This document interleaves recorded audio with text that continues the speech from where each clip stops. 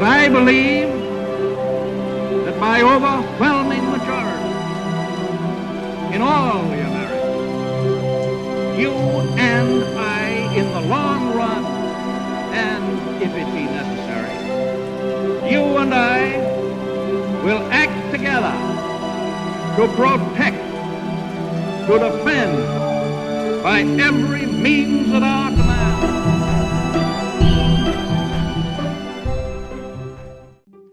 Welcome to the History in Motion podcast, where we discuss leaders, their decisions, and how they shape the world we live in today. Welcome to the History in Motion podcast. In today's episode, we delve into the life and legacy of Louis Riel, the charismatic Métis leader who fought tirelessly for his people's rights and left an enduring mark on Canadian history. From his early days in the Red River settlement to his pivotal roles in the Red River and Northwest rebellions, Riel's story is one of unwavering dedication and complex leadership. We explore his strategic vision, the formation of the Métis Provisional Government, and the profound impacts of his actions, including the controversial execution of Thomas Scott.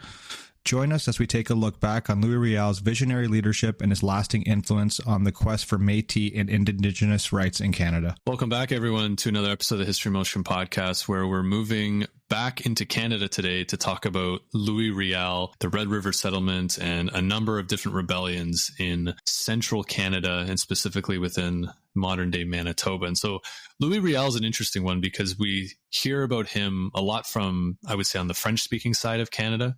There's definitely more of an affinity with him there, but he really kind of crosses all three elements of early Canada with the French-speaking side of things, the English-speaking side, and the native side of things, and then bringing in this Métis mix of French, European, and native ancestry. So he finds himself kind of in the middle of all of this transition. And as we've discussed about Canada in the past, there's a lot happening when it's just trying to keep the glue of English and French together. Now you've kind of got all these other groups who are starting to try to find their place in this new world. So I think this is going to be a really good one today as we kind of go through his life. And he's a pretty big deal in Canada, and it's important, I think, to see why he kind of has the legacy he does, because he had such a key role in such an influential and, again, uncertain time for all of Canada and the birth of this new nation. Yeah, I think Louis Riel is an interesting figure in Canadian history. There's a term when you study history called historiography, which is essentially how history changes from the perspective of academics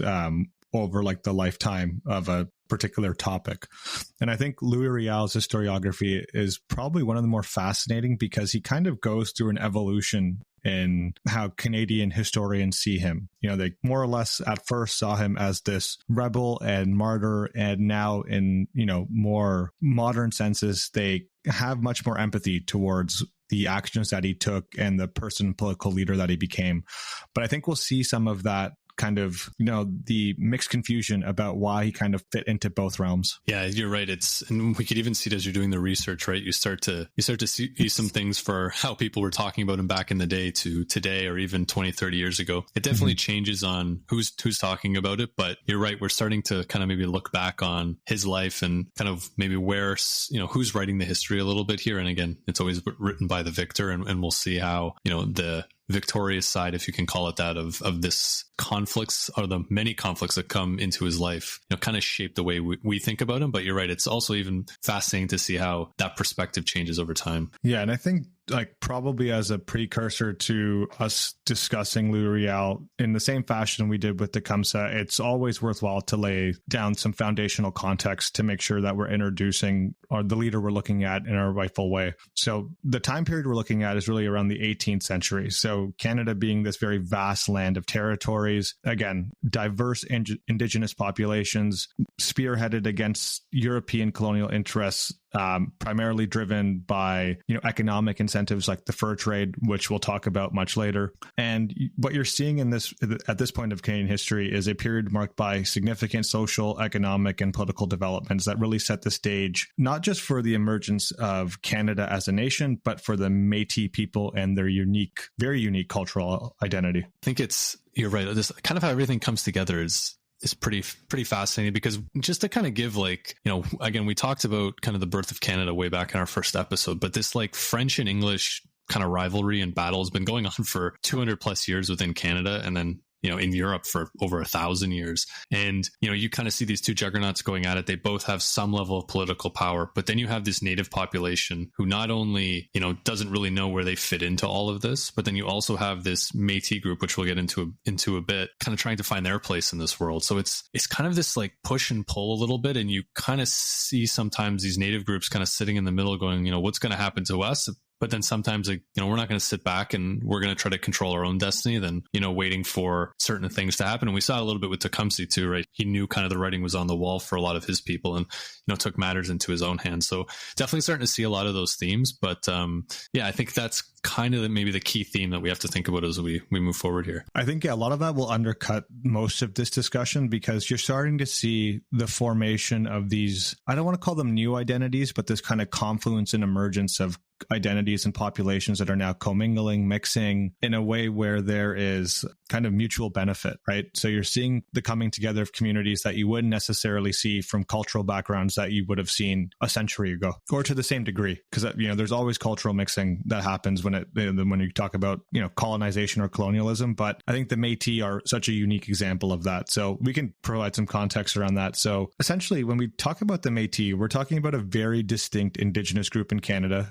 Their origins, again, date back to the 18th century during the fur trade era. They're descendants of essentially European fur traders who are primarily French and Scottish, and Indigenous women from various First Nations, including the Cree, Ojibwe, and the Saulteaux. These unions kind of gave rise to a very unique cultural group that blended elements of both European and Indigenous traditions. The Métis identity, and this is probably one of the more fascinating things about like the context and this discussion as a whole, began to solidify as the children of these mixed unions grew up in a bicultural environment, speaking both their parents' languages and adopting aspects of both cultures. So over time, the Métis developed this very distinct identity characterized by their own language, which is referred to as Michif, which combines French and Cree and the unique cultural practices, including, traditional clothing, music, dance, and spiritual belief. One interesting example of this that I found was something called the Red River Jig. So essentially a dance that combines European and Indigenous elements,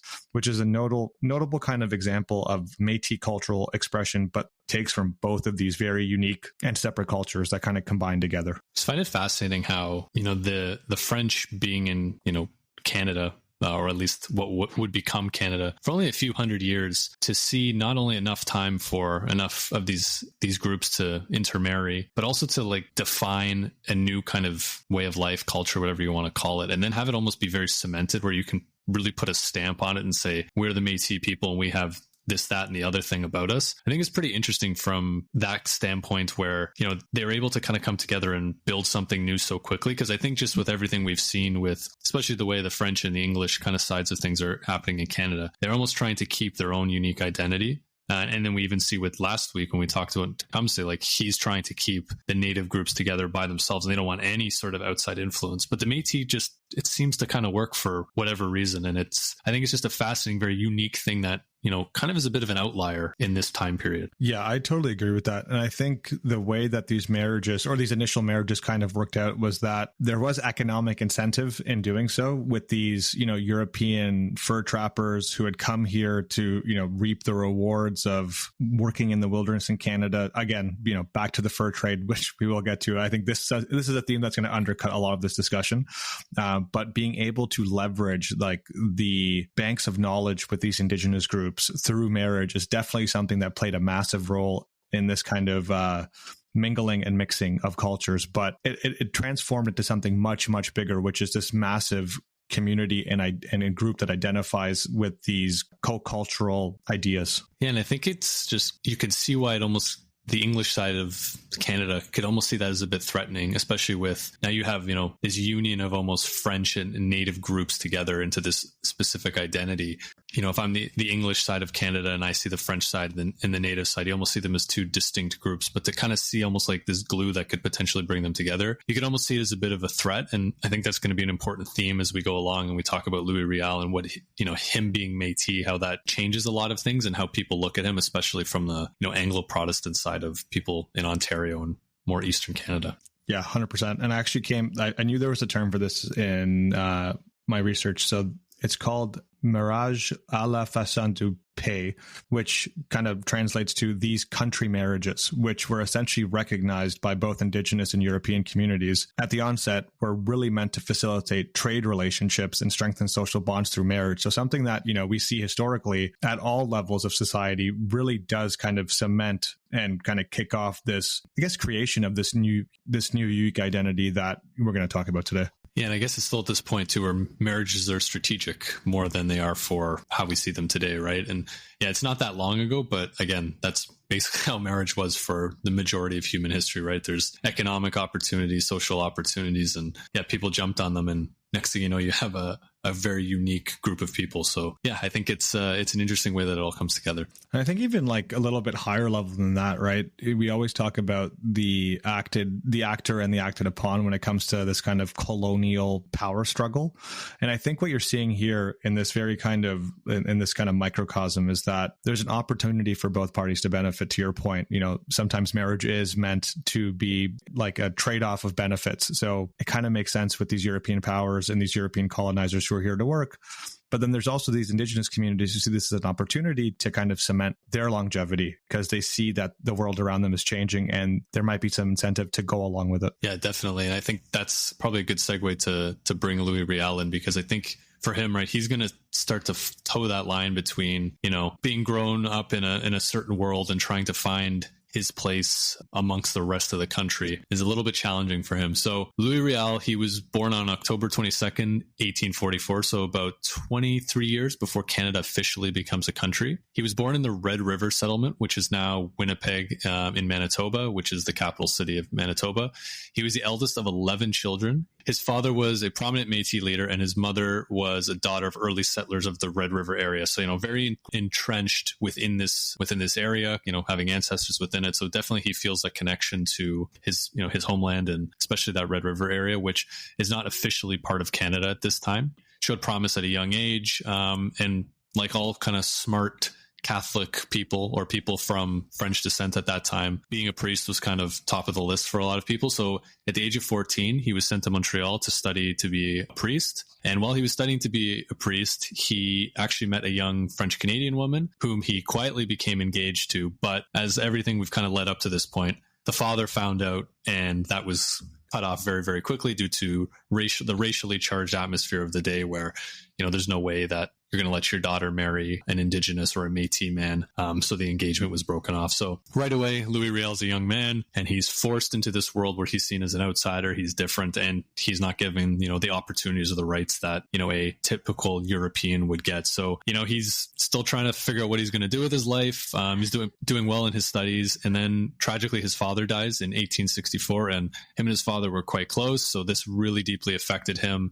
Didn't really know kind of what he wanted to do with his life, and he eventually dropped out of the seminary in 1865 without completing his training, and heading back to the Red River settlement, which at the time was owned by the Hudson's Bay Company, who had recently sold that land to the Canadian government. And this is where things get a little bit interesting, because we've seen a lot with how the English operate around the world is creating these private entities and not just saying, you have the right to natural resources in a certain area. You also have the right to put some sort of government and administration. And so I think, Ritchie, as you've mentioned many times, right, the fur trade is going to come into things. And I think this is a pretty important point, because Hudson's Bay Company has this huge amount of land where they're running this fur trade. And now the British government has sold this land to the Canadian government. And then it creates this kind of weird place where people were living under the Hudson's Bay Company, fine with how everything was because they had a little bit of autonomy. But now you have like a proper government trying to come in and steer things a little bit. So yeah, it's going to get a little bit dicey for, the Canadian government, the remnants of the Hudson's Bay Company, and the people within, living within that old space. Yeah, the Hudson's Bay Company is such an interesting thing in history with how they essentially are a private enterprise that operates on the behalf of the British colonial government. And, the fur trade is kind of this like funny Canadian historical trope that anyone who's lived in Canada or went to school in Canada, especially in their like younger years, has definitely talked about the fur trade at some point or another. And again, it's one of those things in Canadian history that is almost somewhat glazed over, and you don't really realize the importance of how massive it was for, broader trade networks. because it's the fur trade. And Paul, I'm sure you saw pictures of beaver hats in like grade school, and that's like pretty much all we kind of really understood at that time. Yeah, honestly, like thinking back to our history lessons, you're right. It was the stock pictures of guys wearing, different pelts, and then a big map of Rupert's Land and the Hudson's Bay Company. And they're like, yeah, a bunch of stuff happened here. A bunch of people sold stuff, and they did it for a few hundred years. And next thing you know, Canada is a country. So yeah, it definitely gets glossed over. But to your point, like this is a massive booming industry and a massive company, that's not only running operations in this area, they're also administering a lot of the people who live in that space, European and Indigenous people alike. So yeah, I guess it gets glossed over, but yeah, you're right. I don't really know how it does. Yeah, it's so fascinating because I think most of us will probably just like hear about it and leave it at beaver hats. Right. You just see that kind of stock image and you kind of move on. But it's so much more than that. Like to your point, a couple hundred years. So we're talking about the Hudson's Bay Company that was chartered in 1670 and controlled Rupert's Land, which is this massive territory, for, the better part of like 150 years. And they had total control over the fur trade. So why is fur so coveted? This is something that I wanted to go a little deeper on than I usually would. But it kind of came to mind, quite comically, because we still covet fur today, right? It still is a symbol in the modern era, less and less, but with even like, when we're talking about luxury items, animal goods and fur items is still kind of up there when we're talking about some of the material goods that people want to spend and are still considered luxury. So in essence, the reason it was quite popular at one point, why it was so popular, was because it was a fashion and status symbol. Fur garments became a symbol of wealth, status, and luxury in Europe. Nobility and the upper classes adorned themselves with fur-trimmed robes, hats, and other accessories to display their social standings. Certain types of fur were even more prized for their rarity and quality, again, further kind of elevating their status as luxury items. And that's one aspect of it. In a more practical sense, fur's always been good at providing warmth and insulation. And if you're one of our Canadian listeners, you know that our winters can be quite harsh. The more northern you get, it gets even harsher. So they do provide excellent insulation against cold weather, making it an ideal material for colder climates, just for their natural properties. They're more dense for undercoats. They trap heat effectively and keep the wearer warm. And in the same vein, they're super durable. And because of these kind of multiple factors coming together, there is an economic value. So it became this kind of cornerstone of economic activity in North America, which then kind of propelled driving further exploration, settlement, and trade relations between European settlers and indigenous peoples. So fur, almost hilariously enough, is kind of this propellant that keeps the colonizers and colonial interests pushing farther into Canada so they can supply and create these fur goods that are so versatile, both in fashion and in actual like practical work environments. It's interesting because it's almost like a manifest destiny that we talked about last time, but not from like a population, trying to settle the land. It's, we've extinguished this area for all the furs. Let's keep pushing west and west and more north to, find these furs. And again, like it's like the ivory trade and the tea trade and all these things. Like this is Britain's bread and butter, right? They're getting very, very rich from their global trade networks. And again, this isn't just, a source of wealth, but also like a source of power and prestige and all of these sort of things. So yeah, you can kind of see how it grows and grows and grows until it becomes this just booming industry. And again, like we talked about last week, when you start to move westward and you're trying to, whether it's acquire goods or acquire land, you do run into a person or two who's already established themselves there and, aren't too happy that, you're moving in on their land. And especially for indigenous folk who are definitely, at least at that time, more in touch with nature and, not really interested in industrialization of, hunting and sort of things like that. I guess like almost like a pure capitalist way of looking at, the furs that are available there. But, this is the reality that, a lot of people are going to be kind of thrown right into. And, like we said, like 150 plus years of just continuation of, administering that land, taking the furs out, continuing to move along. But again, there's a lot of money to be made. And, it's something that's, you're not going to want to give up easy either. Yeah. And I think this is where the Métis kind of play this very integral part to the fur trade economy, which now we know dominates early Canadian history. They worked as traders, trappers, interpreters, and guides for major fur trading companies, again, like the Hudson's Bay Company and the Northwest Company, again, relying on that kind of indigenous knowledge of the land, their ability to navigate between Indigenous and European cultures, kind of made them invaluable because of their position within this society. And, they're also known for organizing these massive buffalo hunts, and we know the value of buffalo hide. So you can see how pivotal and crucial they are to this kind of broader economy. Again, we always think about who's being acted upon, like you had mentioned earlier, right? And there's always some people who come out of it doing quite well. And I'm sure you talk to some people at that time and say, it's great that the fur trade is here. I've done very, very well for myself. And then there's people who, have lost a lot and struggle a lot. But I think the main thing with all of this, and we talked about it, is there's this administration that's happening, right? The Hudson's Bay Company administers this land. They have some sort of pseudo government over it, but it's not an official, government like we would say, with elected officials in the same sense that Canada has now developed. And so as Canada is becoming a country and more land is going from the British government and the British Crown to the Canadian government, there's also this land called Rupert's Land, owned by the Hudson's Bay Company, which is this huge part of land that goes right through Manitoba. And part of what happens is the Hudson's Bay Company sells that land to the Canadian government. And so for a lot of people living in that space, they go, okay, what does this mean? Does this mean business as usual? Not quite. So the Canadian government is coming in and they're trying to administer this like a country. They're trying to kind of put the Canadian stamp on everything. And this creates a little bit of social unrest in these places that were previously in Rupert's Land.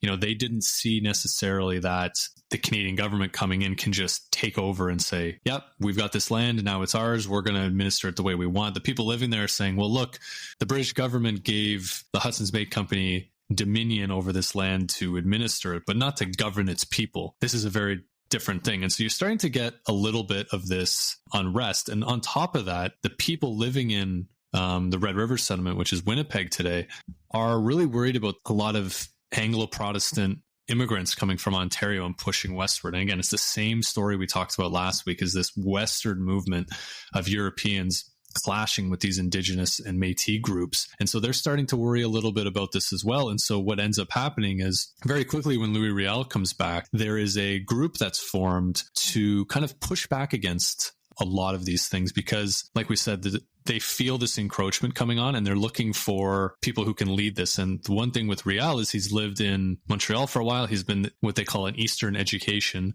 which was highly coveted. He has, the oratory skills, his ability to read and write at a pretty high level, was elected the secretary of this group, and then eventually as president. So very, very quickly, Louis Riel comes back and he's established in the area. He sees the unrest that's happening and he kind of gets involved very, very quickly with this, I wouldn't say like rebellious movement, but definitely a pushback against what's coming.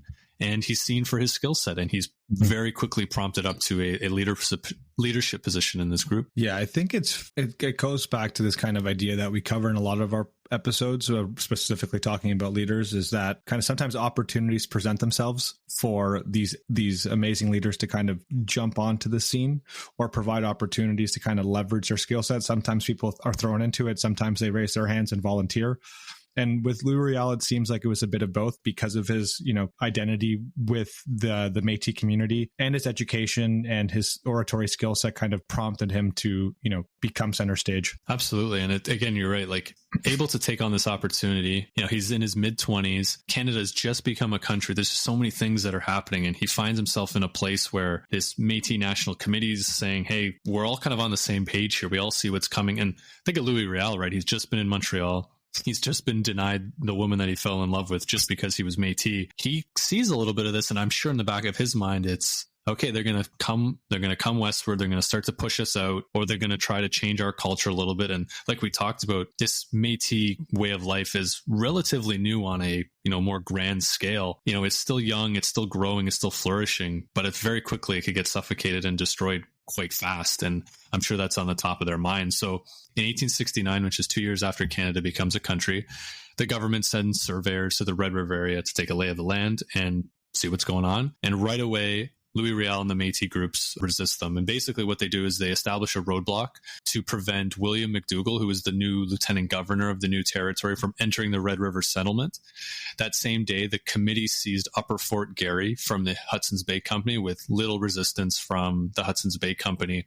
And under Louis Riel's leadership, they formed the government of the Red River settlement. So this committee invited both French and English-speaking people of Red River to send delegates to Upper Fort Garry to discuss the terms on which they would allow McDougall and by extension the Canadian Authority into this Northwest region. So like we mentioned earlier, their main argument was, look, the King of England gave the Hudson's Bay Company the right to trade in this land, but not to govern its people. Just because they sold the land doesn't give the Canadian government the right to come in and take over. And so this is their main thing. So again, there's not really violence here, but there's a little bit of friction that's already started. And, it seems like it's more of a political argument at this point. And they're saying like, hey, like, we're serious here. We're going to take over this fort and do it in a peaceful-ish way.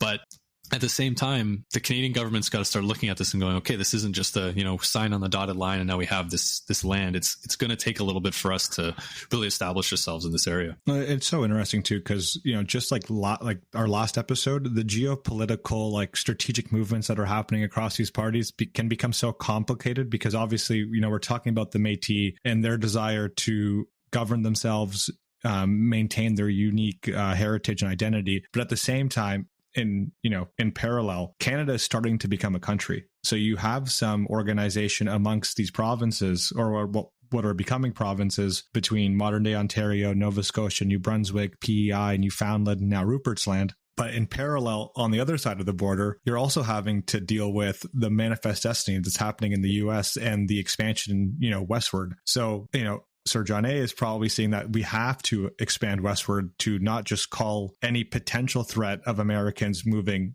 westerly and potentially into the north to expand their territorial desire. But, there's obviously incentive here on all parties to do what they think is right. And when too many people think what they're doing is right, it's not always going to work out in everybody's favor. Yeah, you're absolutely right. And it's such a great point that we always, we take it for granted that the 49th parallel is where Canada and the U.S. split, and it just always was that, right? It's almost who can grab this land first, whether it's by diplomatic ways or by force. And you're definitely right. Like Sir John A. Macdonald's looking at this saying, we need to move westward. We're going to purchase this land. We're going to start to move west. But at the same time, we're going to try to be diplomatic. But again, what's to stop the U.S. from seeing some of this kind of friction going on and taking the land for themselves? And we even talked in our very first episode about British Columbia not sure exactly where they were going to fall for a long time and them having to kind of do some deals. So there was almost like this mad scramble for, to get to the Pacific as fast as you can. So, there's definitely an element of speed, but like you said, everybody's going to want their piece in some capacity, and it's not going to be the smoothest of transitions. Well, and one of the things that I found super interesting, just as like a footnote of history, when that delegation sent to communicate with the Métis and Riel, McDougall can't speak French at all. And this is a group of people who are French-speaking Protestants, religiously speaking. And now you already have this level of mistrust that's kind of organically grown just through the sale from the Hudson's Bay Company to Canada. And then the delegation you send over can't even communicate with you in the language that you communicate with. So again, just kind of sowing these further seeds of mistrust and, this lack of communication that's needed. If you really wanted or cared about what this group of people would want, would you not think it'd be valuable to send a delegate who could speak their language on behalf of the Canadian government? I'm sure there was no shortage of French speakers that could have been sent to kind of parlay with them. Yeah, I think you hit the nail on the head there, right? Like their whole thing is that our culture is going to be destroyed. This Anglo-Protestant movement from Ontario is going to just come over and take over everything. Well, let's see what the first guy's like when he comes over. Oh, he can't speak French. And he's, again, this kind of stereotypical, British person from Ontario. It's like, yeah, that kind of makes sense. So you're right. It definitely sows the seeds of doubt there. So continuing on, though, the Métis National Committee continues to push forward with their demands, and they create a declaration of the people of Rupert's Land and the Northwest, which rejected Canada's authority to govern the Northwest and proposed a negotiated settlement between Canada and the new provisional government. So the Northwest being basically all of what Rupert's Land was, and kind of really just moving northwest from the Ontario and Quebec regions. And so the Canadian government sends delegates to discuss. A general meeting was held where Louis Riel and other local leaders proposed a convention of 40 representatives of the settlement, equally divided between English and French speakers, to discuss the possibility of a union with Canada. They had created a provisional government, and they'd send 3 delegates to Ottawa to discuss joining Canada. So sounds great, right? We've got an equal split between French and English. The delegates are there. We're being very stereotypically Canadian here. there. We're going to sit down. We're going to work this out. We're going to use diplomacy. There's going to be no violence. This is going to be great. Like, this is everything that we could possibly want. But again, what we know about Louis Riel and why this story is so interesting is it doesn't stop there. It seems like things are going well, but there are people who just really don't like Métis people. They really don't like this non-British or English speaking world. And there's people that kind of want to tear apart this initial provisional government. So faction of English speaking settlers, primarily of, British descent, they just opposed the Métis led government and were doing everything they could to undermine it. So part of this is, and probably majority of it, was just kind of pure racial hatred of, I'm not being governed by, this, that, and the other. And one of these people was a man named Thomas Scott. So he was an Irish Protestant laborer who was just known for his anti-Métis and anti-Catholic sentiments. So, he was kind of the guy where it's like, you don't bring up anything to do with religion or race with him at the dinner table, because you're going to get into a very long discussion, and, you're not going to be too happy with the things that he's saying. So Thomas, along with a small force of Canadians, started to go to some Scottish churches around Red River and kind of started to have discussions about how can we disband this provisional government. So, some of these men were armed as well. And so this alarmed the Métis, who promptly rounded them all up and imprisoned them in Fort Garry. And they had a trial, and one of the men was actually sentenced to death by the provisional government. But they talked it over a little bit, and they said, wait a second, we're trying to negotiate with the Canadian government. We're trying to create something new here and have a very peaceful transition and make sure we get our rights. I don't think we should go around executing people for which could be seen as just a misunderstanding. So they decided it was too extreme of a punishment and decided not to execute this person. But Thomas Scott he takes what he can from any situation. And I really like this is in the words of Lewis Thomas, who's a Canadian historian. He writes, Thomas Scott, regarding the pardon as a sign of weakness, proceeded to insult the Métis guards, who became so angry that they would have given him a severe beating had Louis Riel not intervened. Riel warned Scott to behave, as he was an ignorant and bigoted young man with a profound contempt for all mixed-blooded people. Scott thought that the Métis were cowards. When he continued to make difficulties, the guards insisted that he be tried by court-martial and be charged with subordination. And then Scott was eventually sentenced to death by a jury for his actions. So this really starts with, hey, we're not going to execute this one guy. We don't think it's a great idea. And then Scott stands up and basically says, yeah, you're all a bunch of cowards. Of course you're not going to execute. You don't have the heart to do it. You don't have the blood to do it. And just kind of goes on this racial tangent. It just seems, again, I don't really know what his end game is here, other than the fact that, it ends up with him being court-martialed and, sentenced to death by a jury. So, there's Thomas Scott for you. Yeah, I think there's a lot you can take away from that story. And a couple of things that stood out to me while you were kind of quoting the historian, the sense of authority or lack thereof that he thinks that the Métis have. It's kind of a double-edged sword in some ways, right? Here's a community fighting for their identity to govern themselves. So having authority is obviously a massive portion of being able to self-govern. If no one believes that you do have the authority to do it, then why would anyone take you serious? So in some respect, the action of executing him could potentially be seen as, them exercising their strength as legitimate authority, but in the same vein, there is a massive backlash that happens after the fact. Absolutely, right? You're right. It is, I think double-edged sword is the perfect way to look at it, because on one hand, this will legitimize you. You've gone through a trial, you've made a decision amongst a jury, you decided that you're going to execute him. This is, a very set in stone process for legitimate governments. But at the same time, Thomas Scott is not born, he's not a single person, a lone wolf with his anti-Métis kind of hatred. This comes from a place, where there's a lot of people who also feel the same way. And you're right, like for Louis Riel, a lot of people look at this and say, was this a political blunder? And you're right. I think, sure, maybe if you look at the aftermath, we could say that probably wasn't the best decision, but also at the same time, is this definitely gives him legitimacy and forces people to kind of take a look at what happened and say, yeah, this is what a government should do, by, going to a court of law and all those sort of things. And the thing is, like, it wasn't really a big deal amongst the Canadian government or this provisional government. They just said, that's just how, it's almost business as usual for government. He broke the law and the jury voted to execute him. But despite all of this, there's a group called the Orange Lodge of Ontario. And so this is like this group of Protestant people of British descent. And it's kind of a very, I guess you could say it's a racial kind of religious just kind of group of people. And, they've got a bit of a history too, where it goes back to kind of the Protestant Catholic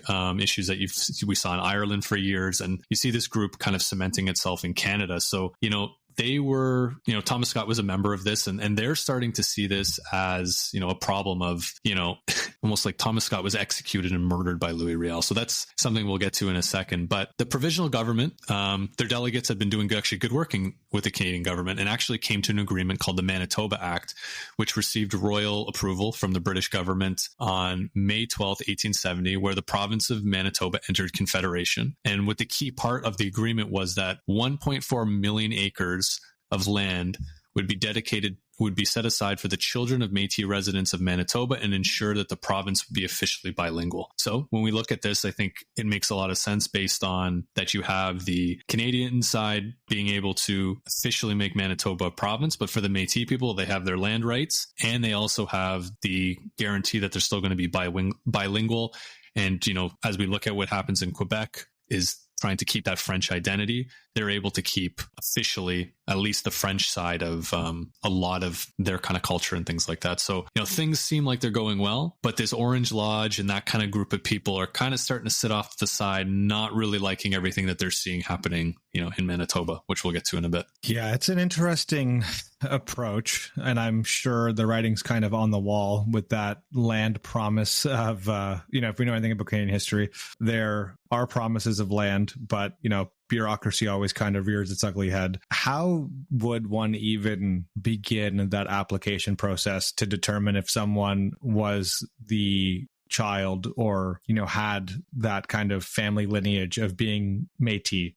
How do you provide proof of your Métis status? What's the application process? I'm sure there's massive delays, the bureaucracy around it. Maybe there's even speculation and fraud for people who may not be Métis, but see this as an opportunity to get a piece of land for their own families. Yeah, I wouldn't doubt it, right? This is, 1.4 million acres of land that's probably crudely drawn on a map. And we know the British government and their kind of breaking up of land and stuff has never been, the most thought through, we'll say. Just leave it at that. But you're right. Like, who knows what's going to come of this? But I think at the very least, it does set a symbol and a standard to say, like, look, Manitoba exists as a province and we're providing this gesture and essentially to putting into law that this will be a bilingual province. It goes, I think, a long way to kind of quell a little bit of what the Métis people are feeling and worried that, they're just going to come in and steamroll everything that we've done. And so, it stops any armed conflict and things like that. So I think it's, again, a very Canadian way of solving these things, which is making it peaceful, but also maybe questioning a little bit about the execution. Because I'm sure if you looked up lawsuits that are going on today, I'm sure you could trace some of these back to, hey, we were promised some land on that 1.4 million, acres. But, that's the tricky part of, 1800s agreements. Mm-hmm.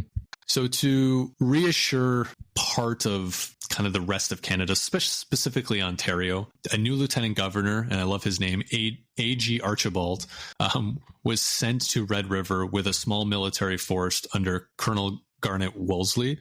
So I think what's kind of happening here is people in Ontario, especially this British Protestant group, is seeing this province and saying, there's definitely the sentiment of this is just kind of wild territory. We can't trust these people because they're so different than us. And, all the kind of typical tropes that we see.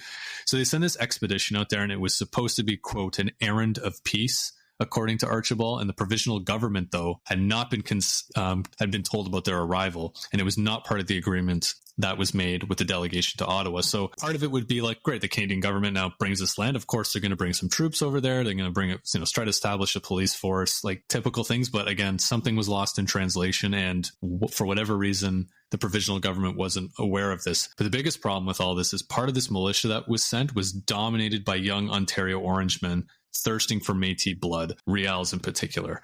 So this is a big oversight, right? Something's happened here where this group has found a way to move from Ontario into Manitoba under the, hey, this is just kind of a peacekeeping crew. We're here to, establish Canadian identity here. Part of the military's got to be there. That's just kind of how things work.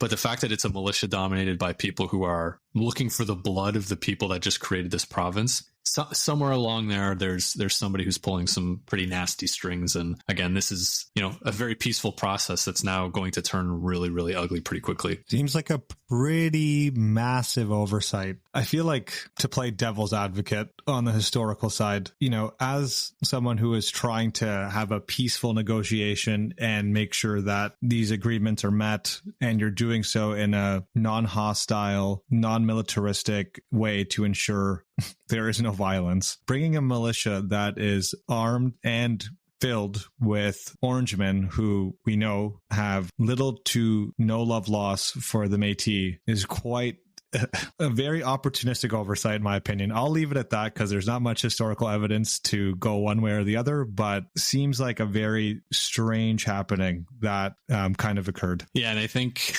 that's probably the best way to put it. But I think also, too, everything we read about this time period was the federal government was just up to their neck with things that were going on that they needed to figure out. Like, they've just become a country. They're just trying to figure out basic government. You have all these areas of trying to join the country. It's possible that this was just a very poor oversight. They said, yeah, send some troops out, and somebody just picked the wrong people. Or you're right, there might be something else going on. But besides the point, they're on their way. We don't necessarily know how they were picked, but here they are. And Louis Riel finds out that these troops are arriving near Red River. A governor has still not been established in the area. They really haven't set up a civil government based on the Canadian system yet. Nobody had promised Louis Riel amnesty. And so he kind of gets a little bit of word that there's actually these soldiers are there and they actually have some plans to lynch him. So a few hours before they arrive, he decides to flee to the United States. So he leaves the Red River settlements. The troops come in. They don't find Louis Riel there. No harm, no foul for now. But in Ontario, Riel is still, he's denounced as Thomas Scott's murderer. Like, that's the way to think of Louis Riel, murder, put in the same sentence. And some people actually, there was a reward for up to $5,000 offered for his arrest. And so he's,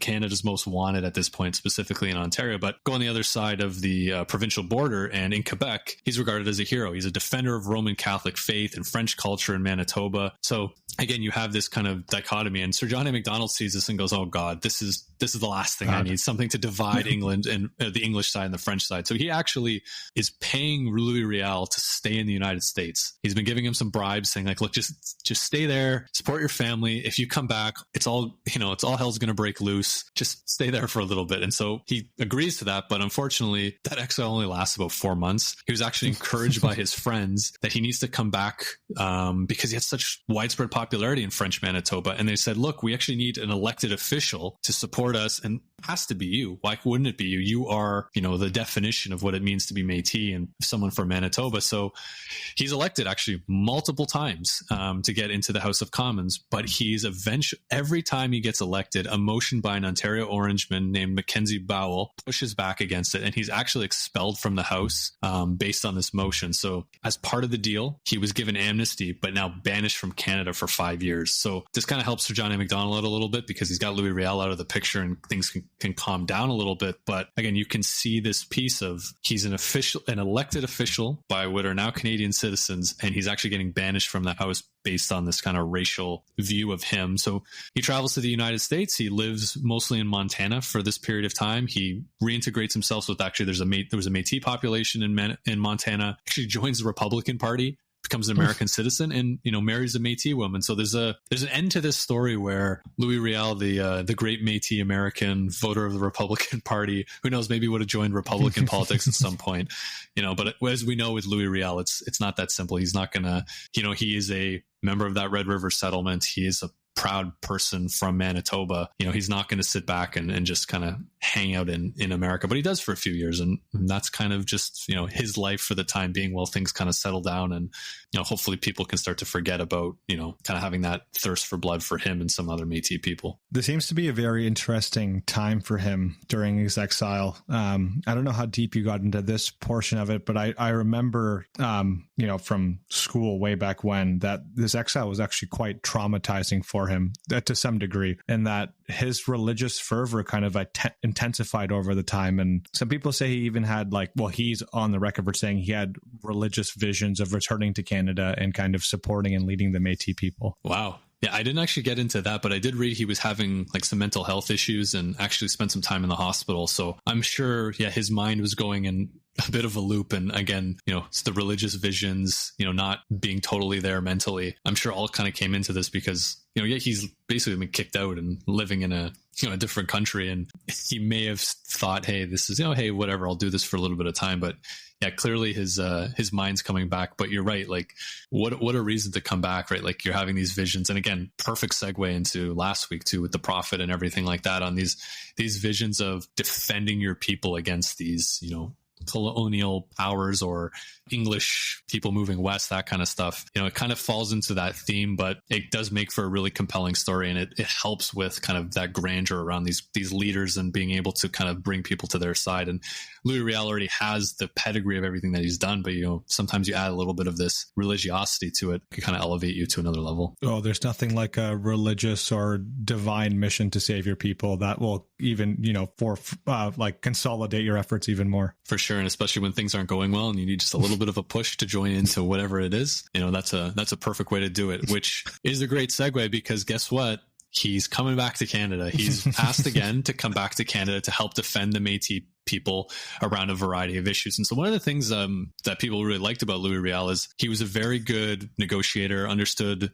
how to fight for his people in, kind of in the boardroom, for lack of a better term, in the courtroom. So he's eventually asked to come back to help to defend the Métis people, specifically around land rights. And so what's happened now is in Saskatchewan, so the province west of Manitoba, or soon to be province, people within that area are really struggling. Native groups, Métis groups are actually suffering, and they're on the brink of starvation, unfortunately. So part of it was the buffalo herds are collapsing, which is, the classic story of, westward expansion of overhunting of the buffalo. And that was kind of what these native groups, especially the nomadic ones, really relied on for their source of food. A lot of Métis had actually turned to farming. But again, these land issues started to come up of whose land is what, and, trying to move from a hunter-gatherer kind of society to more of a farming-based society. It's not something you can just flip a switch over. Your crops fail one year, that could be starvation for a whole community. And this is something that the Canadian government's really struggling with. So Louis Riel and his followers drafted a Bill of Rights. This outlined the grievances of the Métis and other residents of these Northwest territories.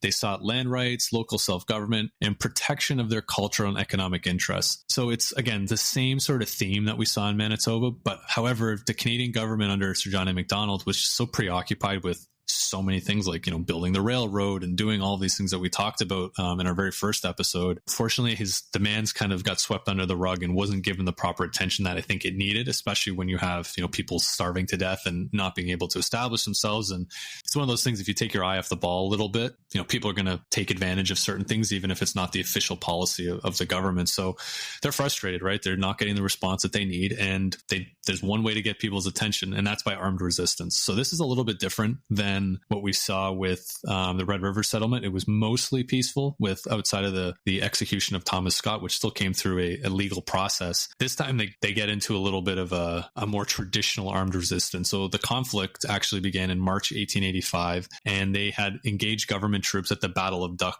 Lake, and there was a victory for the Métis people. This helped bring others into the rebellion from a variety of First Nation groups, including the Cree, who are also suffering from this government neglect and starvation due to the declining buffalo population and inadequate government rations. So this is great. People are starting to come together, but now the Canadian government's realized what's going on, and they don't see this as so much of, hey, they need help. They see this as armed resistance. They send out some more troops, kind of get their act together, and pretty quickly, only within about 3 months, Louis Riel is captured, and now he is on trial for being on trial for treason against the Canadian government. Yeah, there's so much to unpack there, and I think just a quick comment on the famine and the lack of buffalo and the ability to leverage the buffalo population. You have the buffalo is such a unique symbol to the Métis, right? You have their reuse and habitation of the land, which kind of grazes and moves from spot to spot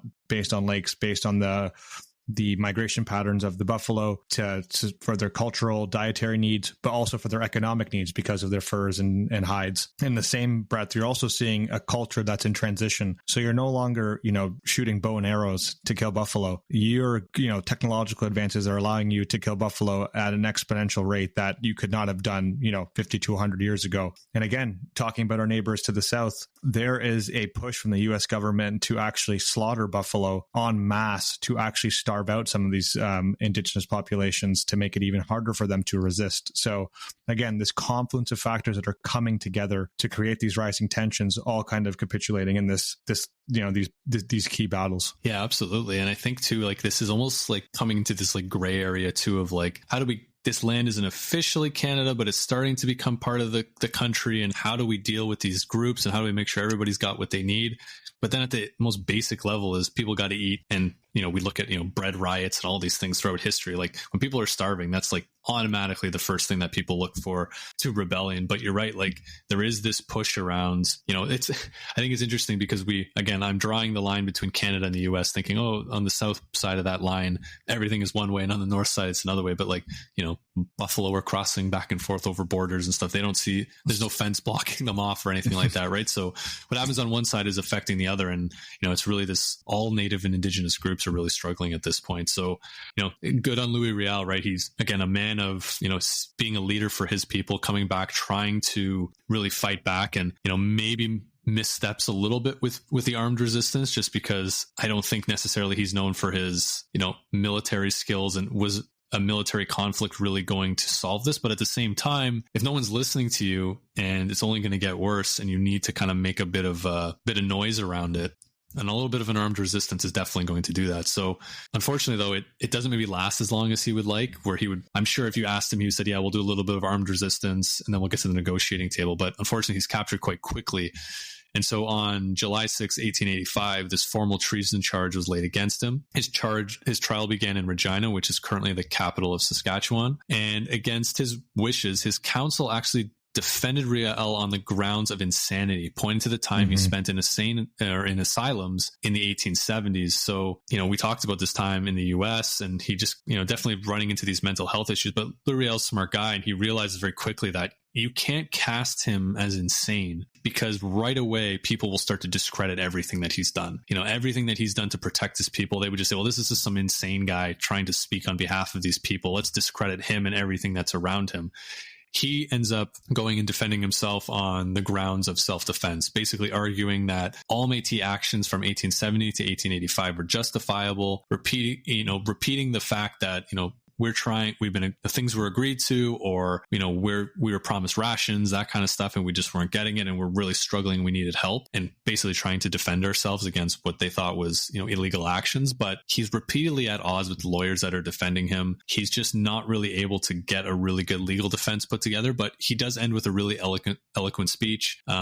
Basically dismantling this whole he's insane defense strategy by speaking so well. Proved his sanity, but ultimately by proving his sanity, it also assured that he was going to be executed. And that's exactly what happened. So he was eventually, the trial ends, he is sentenced to death, but his execution's actually delayed because they actually keep bringing in doctors to try and see if he's actually insane. And they keep coming back saying, no, he's not insane. And then they eventually get the memo that this isn't an insane person. This is just a very actually intelligent person. And he was executed in public on November 16th, 1885. So only about 6 months or so since kind of this whole rebellion started, to the fact that, to the part where he gets executed. It's not a very long time. Definitely didn't go as according to plan. But again, this is when we talk about history, right? It's real life is not this big kind of grand end to people's lives. Is, one maybe poor step in the wrong direction for him, or people around him, and next thing you know, his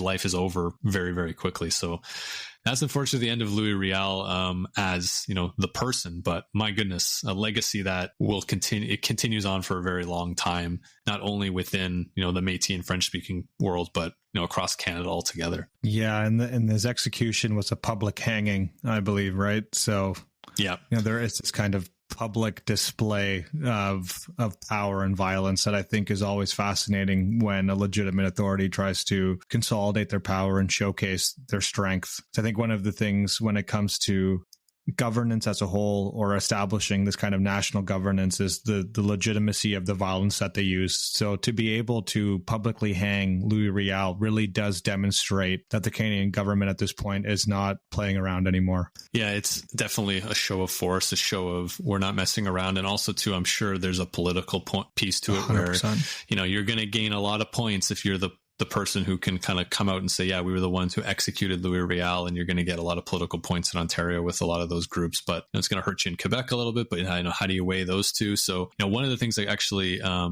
comes out of it is there's a huge political fallout in Quebec, basically around French Canadian nationalism. So, kind of changing things a little bit with some new people coming into charge, but also the Conservative Party actually had a pretty strong foothold in Quebec. And this kind of is all going in the wrong direction for the Conservative Party, and actually flips the political stage over to the Liberal Party led by Wilfrid Laurier. So, this isn't just some guy that's getting hung, right? Like, this is it's an awful example, but kind of thinking how the OJ trial kind of captivated America for a long time. This is the OJ trial really of early Canada, right? Where it's captivating, different groups of people from an ethnic standpoint and really galvanizing this whole nation. And, the fallout isn't just, oh, he's executed and then we move on with our lives. This is a political piece for Canadian politicians for, decades after this.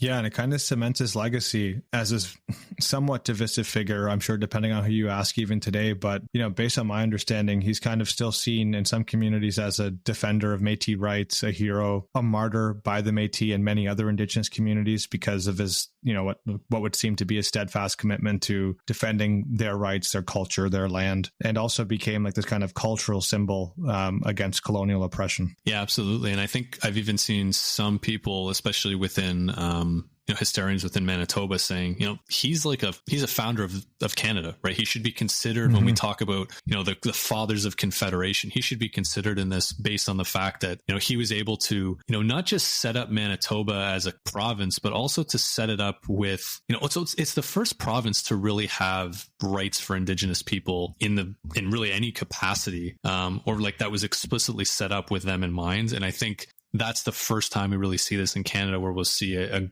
place created, outside of just French and English, from a European standpoint. And, obviously things don't end well for him, but I think that sentiment of who he is as a person, as, definitely not a traitor, definitely not just a murderer of a fine, Anglo British person. This is a person who put a lot of time and effort and found, for the most part, a very peaceful way of, creating a new province and getting a lot of what he wanted. But yeah, obviously didn't work out the same way. It didn't work out twice the same way, just based on, how things change over time, and how they were a little bit more desperate the second time around. But yeah, I think it's definitely changed a lot over the years. And you mentioned it right off the top of the podcast, right, on how we see people over time. And he's just a great example how he goes from, traitor to and a murderer to not only just a normal person, but to a leader and a creator and a founder of part of a nation. Yeah, so much so that he's still memorialized, right?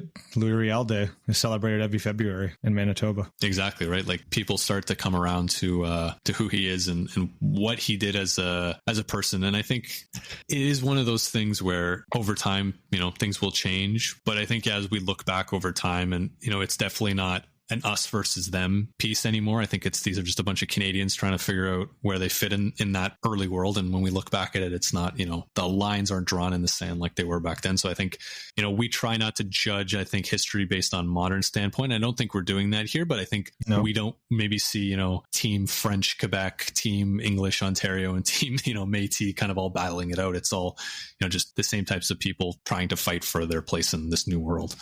Yeah, I think just a thought that came to mind, it's probably good to close it off, is that, the project of nation making is a messy one, and there's collateral damage. And sadly, the way it played out for Louis Riel kind of made him that collateral damage. Yeah, there's no nation that's ever been, signed on, especially Canada almost has that trope of just, oh yeah, we signed some papers with the British and we became a country and everybody went home and had tea or something. It's definitely not that. So yeah, I think that's a great way to end. And I think it's kind of gives us some food for thought when we, think back on Louis Riel and kind of compare and contrast him to, some of these other nation founders and leaders. Awesome. Thanks everyone for listening. All right. Thanks, everyone.